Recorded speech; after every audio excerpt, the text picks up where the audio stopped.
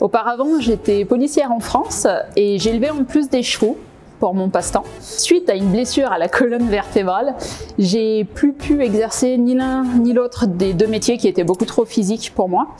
Et j'ai voulu me reconvertir. En abreuvant mes chevaux, vu la qualité de l'eau qu'on avait, je me suis dit qu'il y avait peut-être quelque chose à faire au niveau de l'environnement. Et je me suis renseignée sur les formations qui étaient possibles, les métiers qui en découlaient. Et je suis tombée sur le DEP qui était fourni ici à Paul Gérin-Lajoie, où justement on apprenait à traiter l'eau, à la rendre consommable. Donc le DEP en traitement des eaux au centre de formation Paul Gérin-Lajoie, c'est une usine-école qui est unique au Canada. La formation est axée à 60% sur de la pratique et à 40% sur de la théorie environ. Nous avons eu la chance d'avoir une usine.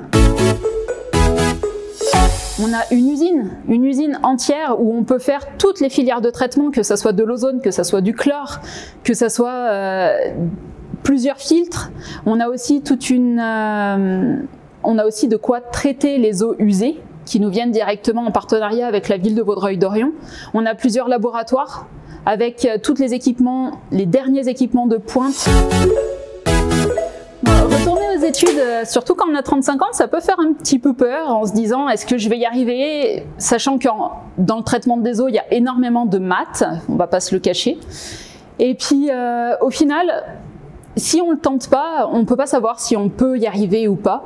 L'avantage qu'il y a ici, c'est qu'on a une remise à niveau en maths qui se fait avant l'entrée au DEP et qui nous prépare à un peu tous les calculs qu'on va voir. Et ça permet aussi de tester, de voir si on est apte ou pas, ou si on a besoin d'un peu plus d'aide, qui est également fournie. On peut avoir des élèves qui vont nous aider en tutorat.